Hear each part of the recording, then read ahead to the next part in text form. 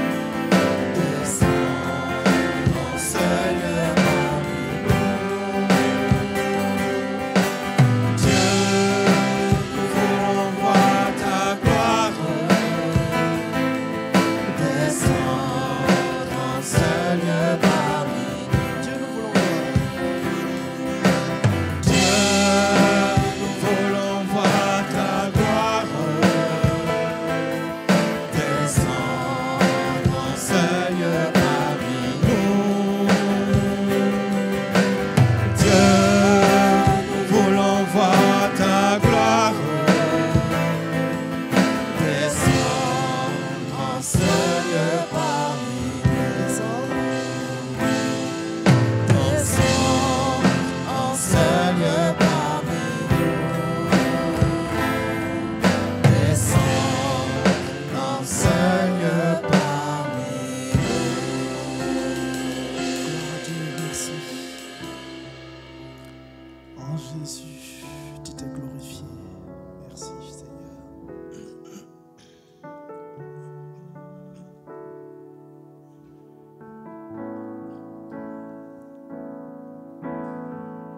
Béni sois-tu Seigneur. Alléluia.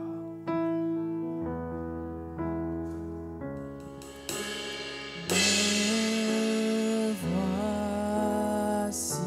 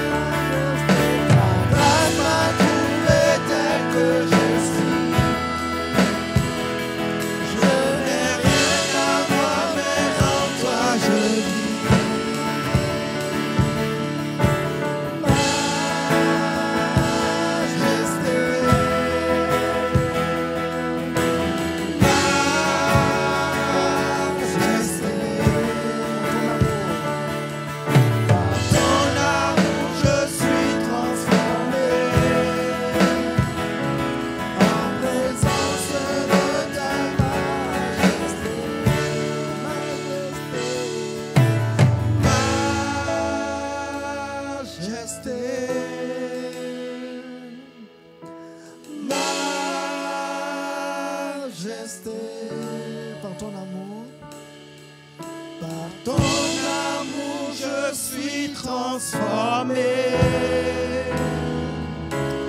en présence de ta majesté.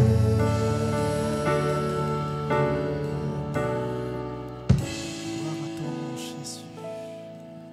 Nous voulons encore t'adorer ce matin, parce que c'est vrai, tu en es digne, notre Dieu. Oh Adonai, béni sois-tu. Béni sois-tu, notre Dieu.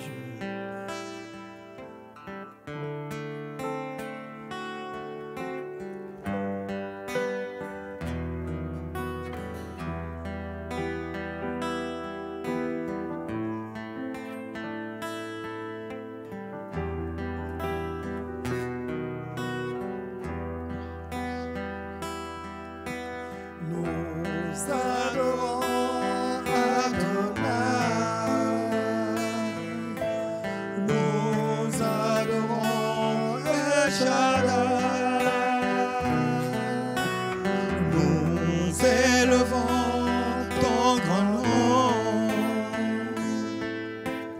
Nous te louons, Seigneur.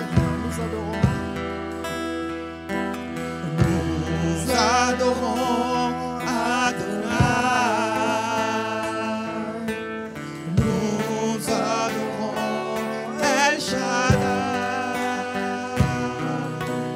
Nous élevons ton grand nom. Nous te louons, Seigneur. Le cœur pour le Seigneur, le Créateur du vrai bonheur. Tu es glorieux, mon roi. Tu fais de moi ton serviteur, car je veux que ma joie demeure. Car c'est en toi que je veux être éternel. Nous adorons Adonai. Nous adorons El Shaddai. Nous élevons ton grand nom. Nous te louons, Seigneur. Le cœur pour le Seigneur, le Créateur du vrai bonheur. Tu es glorieux, mon roi. Fais de moi ton serviteur, car je veux que ma joie demeure. Car c'est en toi que je veux être éternellement. Nous adorons Adonai.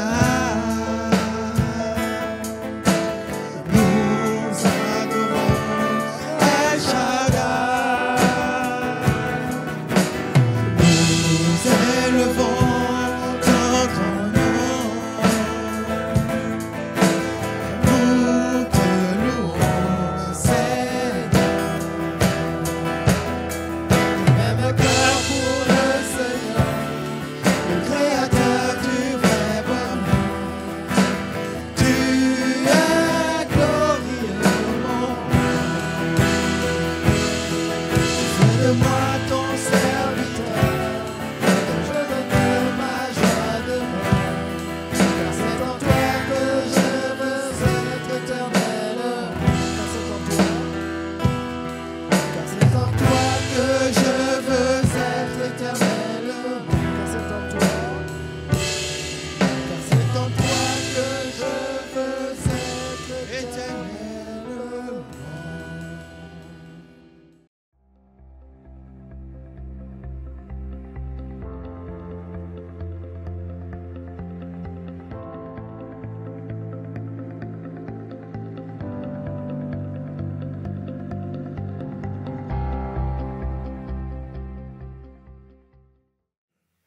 Bienvenue à tous. j'aimerais parler sur le pardon qui libère, dans Matthieu, chapitre 18 et le verset 21. Alors Pierre s'approcha de lui, c'est-à-dire de Jésus, et dit « Seigneur, combien de fois pardonnerai-je à mon frère qu'il péchera contre moi? Sera-ce jusqu'à 7 fois ?» Jésus lui dit « Je ne te dis pas jusqu'à 7 fois, mais jusqu'à 70 fois 7 fois. C'est pourquoi le royaume des cieux est semblable à un roi qui voulut faire rendre des comptes à ses serviteurs. Quand il se mit à compter, on lui en amena un qui devait 10 000 talents. Comme il n'avait pas de quoi payer, son maître ordonna qu'il soit vendu, lui, sa femme, ses enfants et tout ce qu'il avait, et que la dette soit acquittée. Le serviteur, se jetant à terre, se prosterna devant lui et dit « Seigneur, aie patience envers moi, et je te paierai tout. » Ému de compassion, le maître de ce serviteur le laissa aller et lui remit la dette. Après qu'il fut sorti, ce serviteur rencontra un de ses compagnons qui lui devait 100 deniers. Il le saisit et l'étranglait en disant « Paie ce que tu me dois. » Son compagnon, se jetant à terre, le suppliait, disant « Aie patience envers moi, et je te paierai. » Mais l'autre ne voulut pas. Et il alla le jeter en prison jusqu'à ce qu'il ait payé ce qu'il devait. Ses compagnons, ayant vu ce qui était arrivé, furent profondément attristés et ils allèrent raconter à leur maître tout ce qui s'était passé. Alors le maître fit appeler ce serviteur et lui dit « Méchant serviteur, je t'avais remis en entier ta dette parce que tu m'en avais supplié. Ne devais-tu pas aussi avoir pitié de ton compagnon, comme j'ai eu pitié de toi ?» Et son maître, irrité, le livra au bourreau jusqu'à ce qu'il ait payé tout ce qu'il devait. C'est ainsi que mon Père céleste vous dira si chacun de vous ne pardonne pas à son frère de tout son cœur. Amen. Le pardon, c'est tout d'abord une nécessité. Nous ne pouvons pas y échapper parce que qui que nous sommes, nous avons tous blessé quelqu'un ou nous avons été blessés par quelqu'un. Ça, c'est incontournable. Ça fait partie de la nature humaine. Notre nature humaine est parfois susceptible. Et nous aimons peu pardonner, ou nous sommes peu prompts à pardonner. Mais plutôt, nous sommes animés d'un esprit de vengeance. Il y a un homme qui s'appelle Desmond Tutu, un anglican, qui a voué sa vie à combattre l'apartheid qui existait en Afrique du Sud. Et il a été prix Nobel de la paix en 1984. Il a dit ceci, « Sans pardon, il n'y a pas de futur. Sans pardon, il n'y a pas de liberté. Sans pardon, il n'y a pas de restauration. Et sans pardon, il n'y a pas de guérison. » Pour montrer que le pardon, c'est universel et que si on le refuse, eh bien, on n'en sortira jamais et on sera toujours blessé. Alors peut-être que vous pensez ce matin, oui, mais moi j'ai trop souffert, je ne peux pas pardonner, je n'arrive pas à pardonner, c'est trop dur. Mais en fait, quand vous n'avez pas la force de pardonner ou quand vous dites que vous ne pouvez pas pardonner, vous pouvez demander le secours de Dieu qui peut vous aider à pardonner, parce qu'humainement on n'y arrive pas, mais avec l'aide de Dieu, on peut y arriver. Et si vous ressentez que vous avez du mal à pardonner ou que vous n'arrivez pas à pardonner, il n'y a que Dieu qui peut vous donner le pardon qui libère. Mais attention, si vous n'optez pas pour le pardon, votre âme sera bloquée. Vous serez dans l'amertume, vous serez dans le ressentiment. C'est pour ça que nous parlons du pardon qui libère, parce qu'une fois que vous aurez pardonné, et Dieu va vous aider à le faire, eh bien, il y aura une libération dans votre cœur qui vous permettra de continuer à avancer. La première question qu'on peut se poser en méditant sur ce sujet, qui est très important dans la parole de Dieu, c'est d'abord, pourquoi est-ce qu'il faut pardonner? Pourquoi? J'ai noté plusieurs raisons. La première raison, d'abord, il nous faut pardonner parce qu'il nous faut obéir à Dieu. Dieu le demande. Vous connaissez tous la prière du Notre Père. Eh bien, dans cette prière-là, il est dit à un moment donné, « Pardonne-nous nos offenses, comme nous aussi, nous pardonnons à ceux qui nous ont offensés. » C'est donc quelque chose que nous devons pratiquer, que le Seigneur nous a enseigné. Pardonne-nous nos offenses, comme nous pardonnons à ceux qui nous ont offensés. Le mot offense, qu'est-ce que ça veut dire? Le mot offense, ça signifie blesser quelqu'un dans sa dignité ou dans son honneur, soit par des paroles ou par des actions. Alors c'est vrai qu'avec la langue, on peut faire beaucoup de dégâts parce qu'on parle la Torah à travers, ou soit porter atteinte à quelqu'un. Et ça, un jour, on a tous été victimes de paroles blessantes. Mais très certainement qu'on a tous blessé quelqu'un avec nos paroles. Donc, le pardon, ça va être nécessaire à la fois pour nous et pour les autres. La question n'est pas comment faire pour éviter les blessures ou comment faire pour éviter les offenses, mais plutôt comment pardonner. Pourquoi? Parce que déjà dans la famille, il y a des conflits, il y a des difficultés. Ça peut être vos parents qui vous ont rejeté parce que vous avez la foi chrétienne. Dans certaines familles, c'est une cause de rejet. Il va falloir pardonner.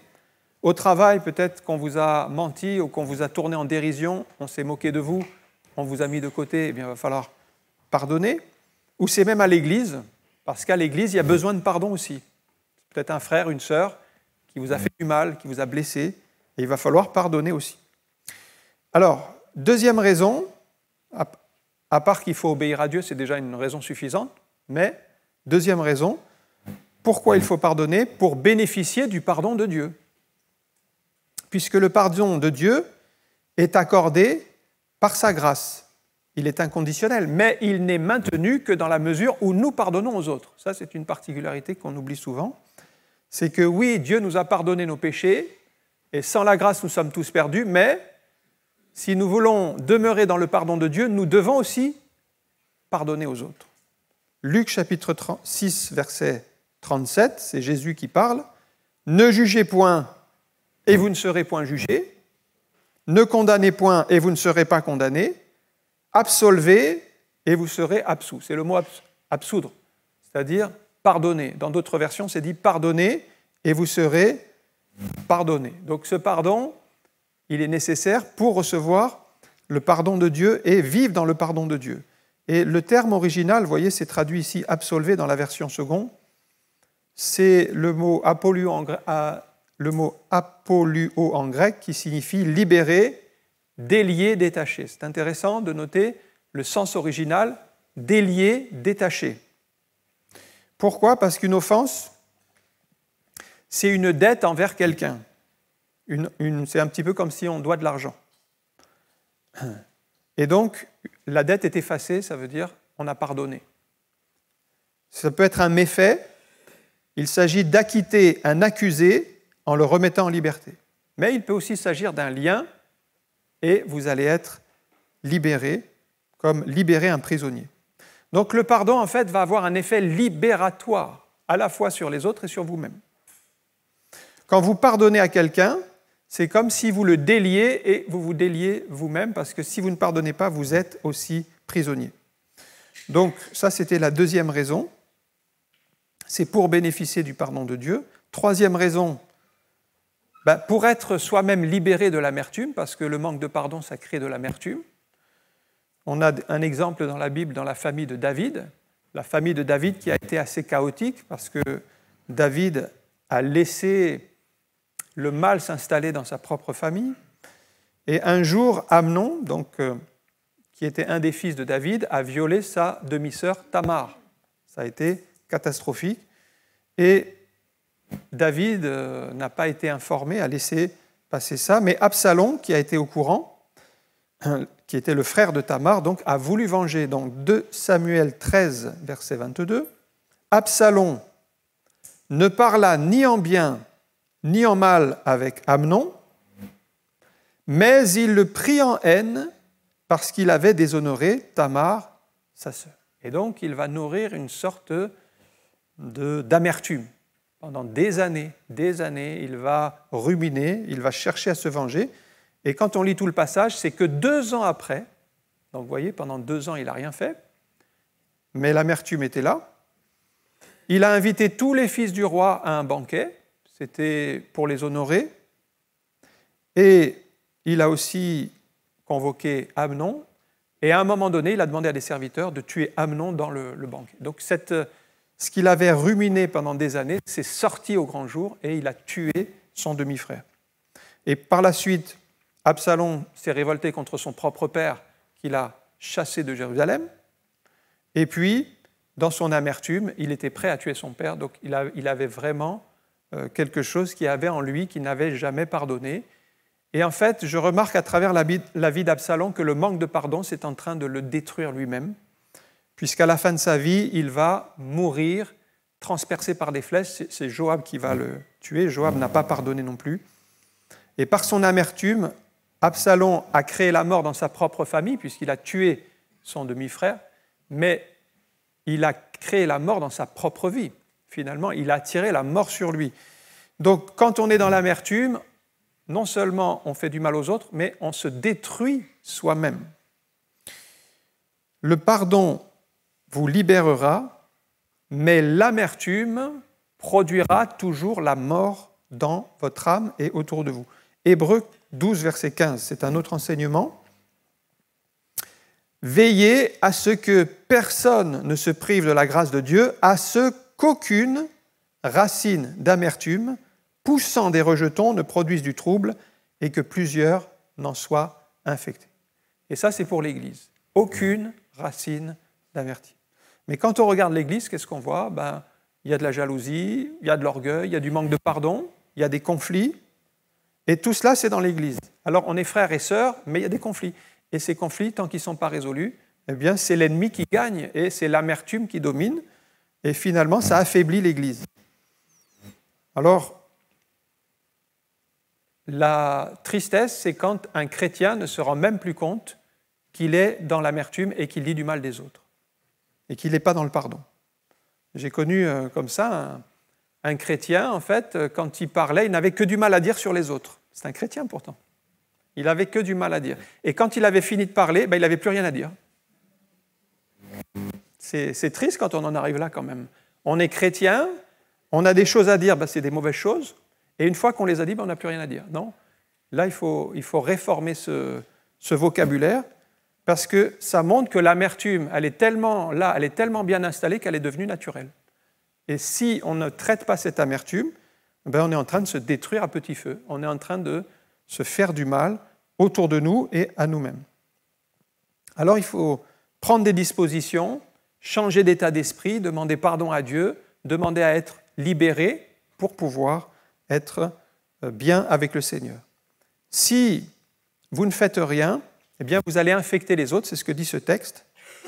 Si ça produit du trouble, eh bien plusieurs vont être infectés.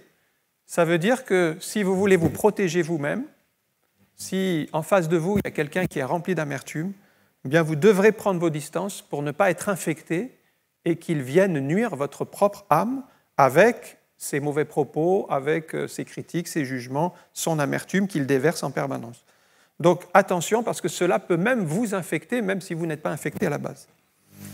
Quatrième raison pour laquelle nous devons pardonner, c'est pour réaliser le prix du pardon.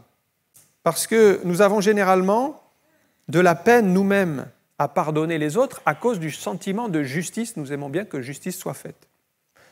Et on veut tous que Dieu nous fasse justice à nous en priorité, bien sûr.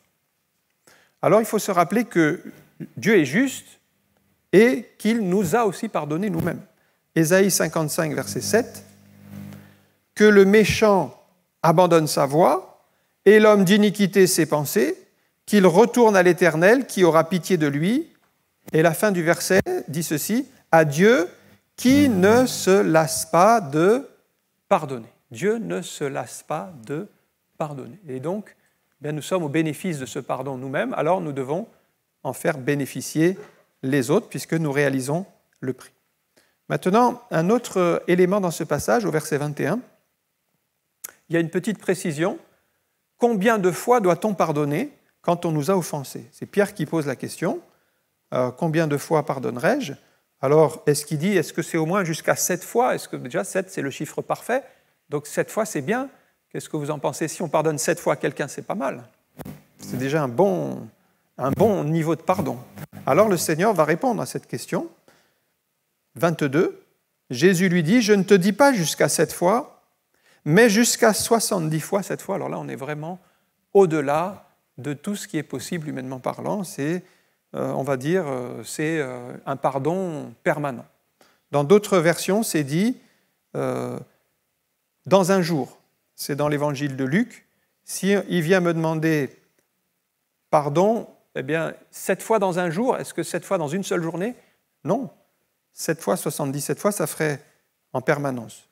Donc, le pardon, c'est quelque chose d'indispensable, mais on a besoin de l'aide de Dieu, en fait, pour pouvoir pardonner les autres. Par nous-mêmes, même Pierre, vous voyez, qui était un disciple du Seigneur, il se sentait incapable de pardonner, ne serait-ce que jusqu'à 7 fois, c'était déjà énorme. Mais si on n'a pas l'aide de Dieu, donc n'imaginez pas que vous allez vous-même réussir à pardonner facilement, il nous faut le secours de Dieu pour pardonner les autres. Si quelqu'un nous a offensés, eh bien, est-ce qu'il trouvera le pardon 7 fois, 77 fois, comme demande le Seigneur, c'est-à-dire un pardon qui est offert, un pardon qui est donné? Là, il faut vraiment la grâce de Dieu. Est-ce qu'on est capable de pardonner? Non, par nos forces, nous n'y arriverons pas, mais par la prière, par le secours de Dieu, il nous faut vraiment nous attendre à lui. Maintenant, comment pardonner? Un autre point, comment pardonner? Si on va au verset 35, il y a une petite précision après cette illustration de ces deux hommes qui devaient de l'argent au roi, dont l'un n'a pas pardonné à celui qui lui devait une petite somme, alors que lui devait une grande somme. Alors, au verset 35, il dit « C'est ainsi que mon Père céleste vous traitera si chacun de vous ne pardonne pas à son frère de tout son cœur. » Alors là, il y a une précision importante.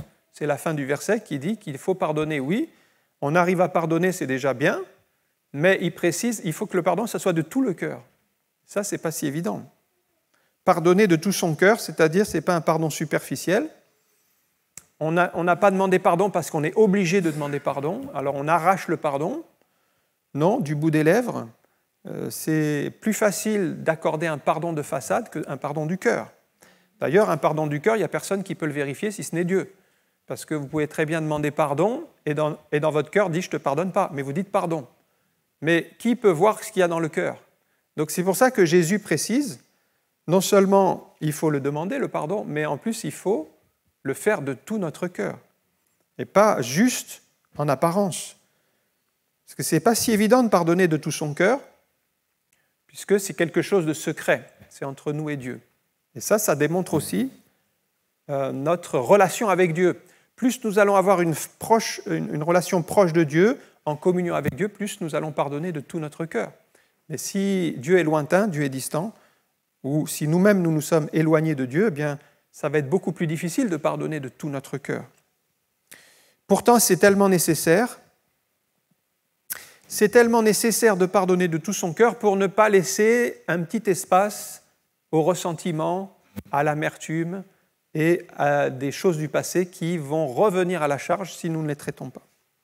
Donc si Jésus précise ici de tout son cœur, c'est qu'il sait que si c'est fait à 80%, à 90%, mais pas tout le cœur, eh bien, ne serait-ce que 5% qui reste, c'est une plaie qui va s'infecter. C'est un petit peu comme en médecine, hein. Si vous soignez bien, mais vous laissez un endroit qui n'est pas traité, ça va créer à cet endroit-là, ça va créer des maladies, ça va créer des irritations, des infections qui vont se propager dans tout le corps. Donc il faut bien traiter la plaie. Ici, il faut bien traiter le cœur à 100%.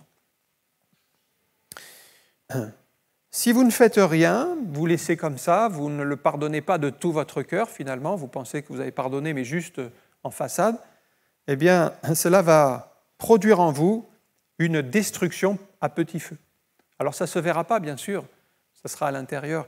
On a vu des arbres magnifiques, majestueux, qui se sont effondrés du jour au lendemain. Ce n'est pas la foudre qui les a fait tomber, ce n'est pas les tempêtes qui se sont succédées, qui les ont mis par terre. Ce sont simplement des petits coléoptères, mais qui ont fait ça sur des dizaines et des dizaines d'années. Ils les ont rongés de l'intérieur. Ce n'est pas grand-chose, un petit coléoptère tout seul, c'est un insecte, vous l'écrasez facilement. Mais avec le temps, avec les années, ils ont fait des dégâts. Ça n'a pas été traité. et l'arbre, du jour au lendemain, il est tombé. Pour un chrétien, le manque de pardon, c'est comme ces petits coléoptères, ils sont là dans le cœur et ils vont faire leur travail. Ils n'ont pas été traités, ils commencent à ronger, ils sont minuscules, on n'y porte pas grand intérêt, ils n'ont pas trop de valeur, mais ils font leur petit travail de rongement. Ils rongent, jusqu'à ce que le chrétien, il lâche tout. À un moment donné, il craque, il quitte, il tombe par terre, parce qu'il n'a pas traité en profondeur son cœur. C'est pour ça que la fin de ce récit est très importante. C'est la conclusion du Seigneur lui-même sur le pardon. Il nous faut pardonner, oui, mais de tout notre cœur. C'est ça qui permet un nouveau départ dans les relations. Alors, un autre élément, comment pardonner, le deuxième, c'est un autre élément qu'on trouve ailleurs. On va aller dans Éphésiens 4, verset 31. C'est que Paul nous dit que nous devons nous pardonner réciproquement. Alors, réciproquement, ça veut dire qu'on doit se pardonner les uns les autres. Éphésiens 4, 31. Que toute amertume, toute animosité, toute colère, toute clameur, toute calomnie et toute espèce de méchanceté disparaissent du milieu de vous. Soyez bons les uns envers les autres, compatissants, vous pardonnant réciproquement. Il est là l'expression clé que nous devons bien retenir.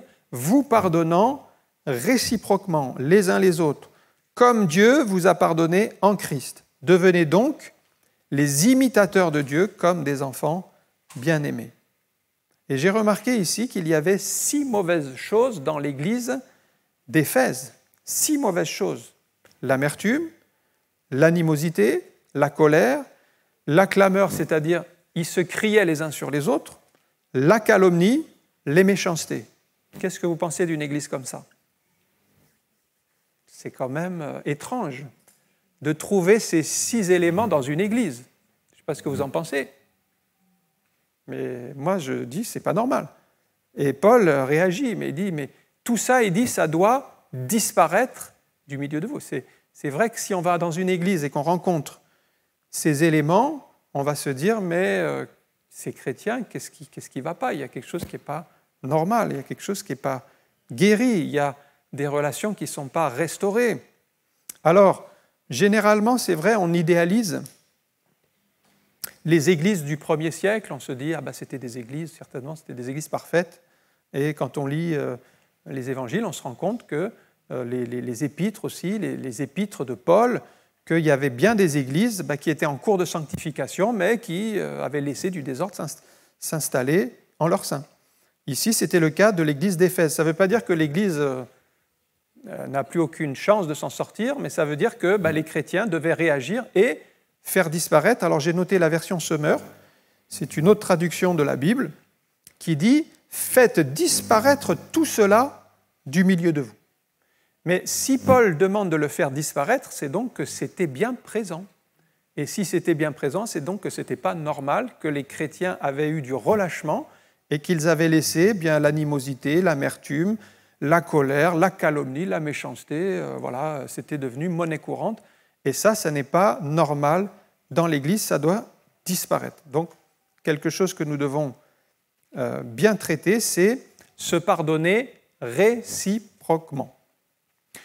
Dieu nous pardonne nos péchés, et ça c'est quelque chose d'acquis, merci Seigneur, on est pardonné nos péchés, mais nous avons notre part à faire, c'est de pardonner aux autres.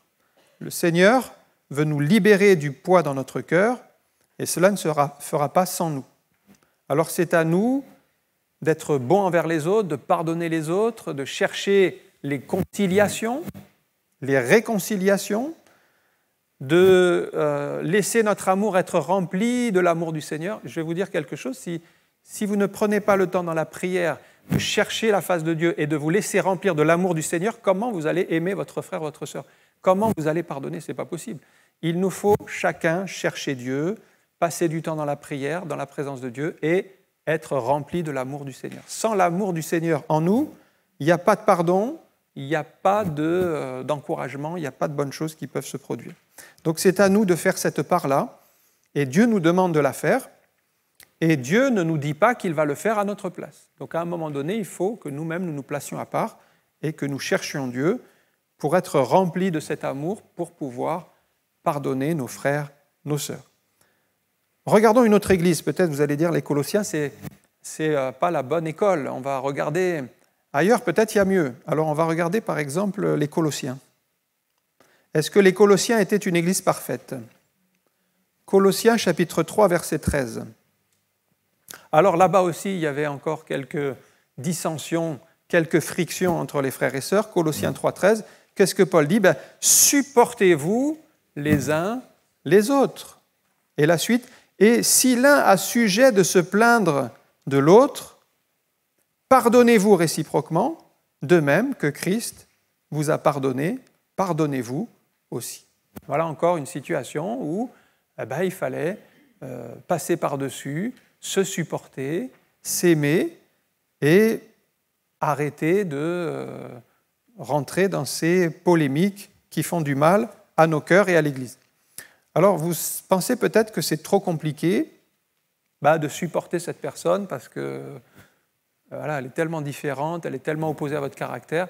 Oui, mais c'est Dieu qui lui a permis de venir dans cette Église, donc nous devons la supporter. Un jour, j'ai expliqué à l'Église, heureusement pour moi qu'il n'y a qu'une personne comme vous dans cette Église. Et après, j'ai dit, heureusement pour vous qu'il n'y a qu'une personne comme moi dans cette Église. Et il y a un frère qui a rajouté non sur toute la terre. Bon, j'ai dit, ça m'a fait un petit coup au cœur, parce que moi je m'étais limité à l'Église, mais non, il a dit non sur toute la terre. Bon, d'accord. Eh bien oui, c'est comme ça qu'on se supporte. Supportez-vous les uns les autres. Le pardon, c'est déjà un signe de maturité spirituelle. Alors, si on est bébé spirituel, c'est vrai qu'on n'a pas les réflexes. Un bébé, il fait ce qu'il peut, mais c'est sûr qu'il n'a pas encore... il apprend. Mais en grandissant, quand vous êtes des chrétiens matures, vous devez avoir les bons réflexes, c'est-à-dire de pardonner. Alors, c'est aussi un signe de maturité. Ça veut dire qu'on a compris la leçon, on a compris la parole de Dieu. On n'est plus dans la chair, parce que la chair, elle va vous pousser au ressentiment, à la haine, aux tensions, mais l'esprit va vous pousser à aimer, à pardonner et à vivre la vie chrétienne. Alors c'est important de marcher par l'esprit, parce que sinon, le pardon ne sera pas réciproque. Je reviens à ce texte qui dit « Pardonnez-vous réciproquement ». Pardonnez-vous les uns les autres, ça veut dire que au préalable, il nous faut marcher dans l'esprit.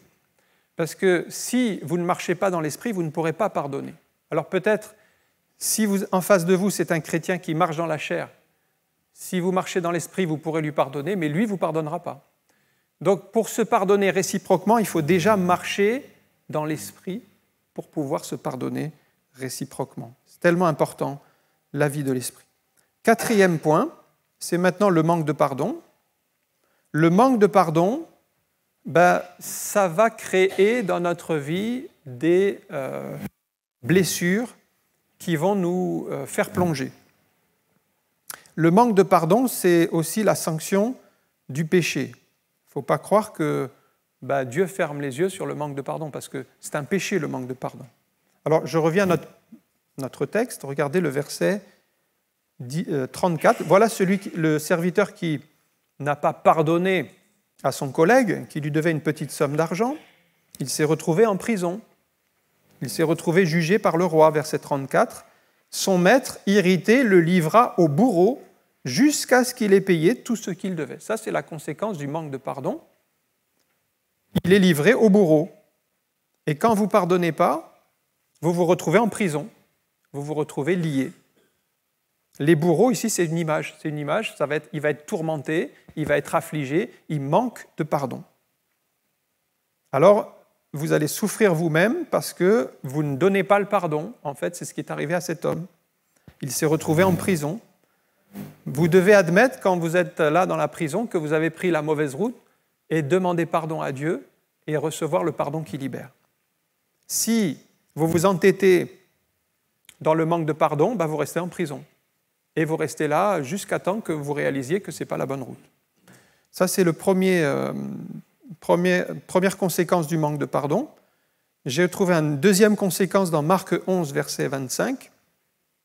Quelqu'un qui ne veut pas pardonner, ça va faire obstacle à ses prières. Marc 11, 25. Et lorsque vous êtes debout, faisant votre prière, Si vous avez quelque chose contre quelqu'un, pardonnez, afin que votre Père qui est dans les cieux vous pardonne aussi. Et oui, cette prière, elle n'aura pas d'accès, elle ne sera pas écoutée s'il y a ce manque de pardon qui perdure. Donc, quand nous stagnons des mois, des années, parce que nous refusons de pardonner. Mais quand nous obéissons, la porte s'ouvre et les choses avancent. Mais Dieu nous permettra d'avancer spirituellement si nous pardonnons. Le manque de pardon va donc nous bloquer. Il y a des marches à franchir. Quelquefois, il faut juste obéir et Dieu s'occupe du reste. Il n'y a juste pas de foi à faire. On connaît ce témoignage de Corinne ten Boom, qui a été enfermée dans des camps de concentration pendant la Deuxième Guerre mondiale, parce que dans sa famille, ils avaient caché des Juifs, et son père est mort dans les camps de concentration, sa sœur est morte dans les camps de concentration. Elle avait des Bibles avec elle, des petits Nouveaux Testaments qu'elle distribuait. Et lorsqu'elle est sortie de là, le Seigneur lui a mis à cœur d'aller parler du Seigneur en Europe, et notamment sur le pardon, notamment sur comment pardonner. Ce qu'elle avait vécu était extrême. Elle était sortie vivante de ce camp de Ravensbrück. Et lors d'une conférence, puisqu'elle faisait des conférences à l'étranger, c'était en Allemagne, cette conférence, et le gardien de Ravensbrück était dans la salle, en fait. Il était devenu chrétien entre-temps. Et cet homme qui a entendu parler de son témoignage, il ne l'a pas reconnu, mais il est venu la voir à la fin de la réunion pour lui dire, voilà, j'étais le gardien du camp de Ravensbrück, j'ai fait des choses atroces, je sais que Dieu m'a pardonné, mais est-ce que vous me pardonnez? Et là, elle raconte qu'elle n'arrivait pas à le pardonner parce que c'était au-delà de ses forces, tellement ce que cet homme avait fait était violent, était mal, il avait vraiment fait des choses terribles. Et elle dit qu'elle n'arrivait pas à pardonner, et donc lui, il lui tendait la main pour la saluer, et elle n'arrivait même pas à lui tendre la main pour le saluer, elle ne voulait même pas lui tendre la main. Et à ce moment-là, elle dit qu'elle a prié dans son cœur pour recevoir le pardon de Dieu, et il s'est passé un miracle. C'est que le pardon de Dieu est venu dans son cœur à ce moment-là. Elle n'y arrivait donc pas, humainement. Et elle dit que par le pardon de Dieu, elle a pu tendre la main et lui pardonner de tout son cœur. Et donc ça, c'est un miracle. Et c'est le pardon de Dieu qui a permis cette libération. Et elle dit que quand elle a fait ça, elle a rajeuni de 10 ans et elle a pu avoir une onction renouvelée dans son ministère. Parce qu'il y a eu ce pardon. Ce pardon libère. Mais elle dit bien que c'était impossible, et moi je le reconnais le premier. Et à sa place, je pense qu'on aurait tous eu la difficulté, voire l'impossibilité de pardonner. Il y a des choses impardonnables. Et donc c'est là où on voit que nous ne pouvons pas, mais Dieu peut nous donner son pardon dans notre cœur et permettre un déblocage. Donc que Dieu nous aide.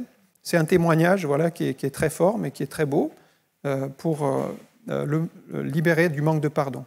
Et puis, une autre conséquence terrible du manque de pardon, c'est que si vous ne pardonnez pas aux autres, Dieu ne vous pardonne pas non plus. Mais si, alors c'est dans Marc 11, 26, « Si vous ne pardonnez pas, votre Père qui est dans les cieux ne vous pardonnera pas non plus vos offenses. » Donc en refusant de pardonner, qu'est-ce qui se passe? Vous vous mettez vous-même sous la condamnation. Et si vous perdez le pardon de Dieu, vous perdez tout. On a ce parallèle dans l'histoire du fils prodigue. Il a dépensé tout et dans la débauche, il est revenu vers son père. Qu'est-ce qu'a fait son père? Il l'a pardonné. Mais qu'est-ce qu'a fait le frère du fils prodigue? Il ne l'a pas pardonné. Donc il y avait un manque de pardon dans le cœur du frère aîné qui n'a jamais pardonné à son frère. Eh bien, il était frustré, il était à l'écart, il ne s'est pas joint à la fête parce qu'il manquait de pardon et donc il s'est mis à l'écart. Et quatrième conséquence, quand vous ne pardonnez pas, vous donnez un accès à Satan dans votre vie. 2 Corinthiens chapitre 2 verset 10. « Or, à qui vous pardonnez, je pardonne aussi. Et ce que j'ai pardonné, si j'ai pardonné quelque chose, c'est à cause de vous en présence de Christ, afin de ne pas laisser à Satan l'avantage sur nous, car nous n'ignorons pas ses desseins. » Beaucoup de chrétiens ignorent ce principe, que quand ils ne pardonnent pas, ils ouvrent une porte dans leur propre vie à Satan pour les manipuler et les éloigner de Dieu, et qui, lui, va faire ses desseins. Alors les desseins, ce sont des plans. Et le diable a des plans. Dieu a des plans pour nous, mais le diable aussi a des plans pour nous. Et nous voulons rester dans les plans de Dieu. Pour rester dans les plans de Dieu, il faut pardonner. Et quand vous ne pardonnez pas, lui, en fait, vous êtes en train d'activer les desseins du diable pour votre vie, sans le vouloir, sans en avoir conscience, mais c'est ce qui se passe ici. Donc, beaucoup de chrétiens ignorent ce principe. Ils croient qu'ils seront bénis parce qu'ils sont chrétiens. Non, il y a des conditions. Eh bien, il nous faut pardonner, sinon c'est l'ennemi qui prendra l'avantage et ses desseins qui s'accompliront. Le manque de pardon, c'est une porte ouverte au diable sur le plan spirituel. Et si vous ne pardonnez pas, c'est même l'ennemi qui prendra l'avantage. Ce serait quand même triste pour un chrétien que ce soit l'ennemi qui accomplisse ses plans dans sa vie, alors que Dieu a d'autres plans, mais ça passe par le pardon. Alors vous ne pouvez pas ignorer les desseins du malin. Il encouragera l'amertume, la vengeance, des paroles conflictuelles, et tout cela, c'est l'œuvre du malin. Alors on va prier quelques instants. On a parlé du pardon, le pardon qui est un élément essentiel de la vie chrétienne. Maintenant, vous avez le choix. On a bien vu les conséquences, à la fois du pardon et les conséquences du manque de pardon. Mais si vous refusez de pardonner, sachez que vous n'allez pas plaire à Dieu et que vous allez vous mettre en grande difficulté, que vous allez même ouvrir une porte au malin pour ses desseins. Le pardon vous coûtera toujours quelque chose, et c'est là où on dit que, oui, vous pouvez me dire, je n'arrive pas à pardonner, et c'est tout à fait possible, mais c'est là où il nous faut le secours de Dieu, qui peut lui seul, nous donner son amour pour pardonner les autres. Le manque de pardon vous coûtera toujours plus cher et détruira votre relation avec Dieu. Et si vous n'arrivez pas à pardonner, Dieu peut vous faire grâce. Faites juste le pas de l'obéissance et mettez votre confiance en lui pour qu'il aplanisse votre chemin. On va prier quelques instants. Merci encore pour ta grâce. Oui, Seigneur, nous avons médité sur ce sujet important du pardon. Tu nous as enseigné, Seigneur, à pardonner nos frères, nos sœurs, et se pardonner réciproquement. Nous ne voulons pas laisser l'amertume ou tout ressentiment dans notre cœur qui nous égare, qui nous éloigne de Dieu.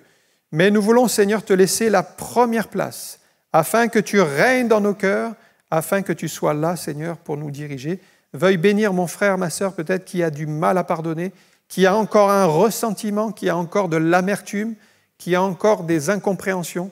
Et je te prie, Seigneur, de venir poser ton baume et de venir, Seigneur, accorder le pardon qui soit libératoire, Seigneur, qui soit libérateur, qui soit un pardon qui soit surnaturel, qui vienne d'en haut, grâce à ton amour, grâce à ta compassion. Oui, c'est dans le nom de Jésus que nous te prions et nous te rendons toute la gloire. Amen.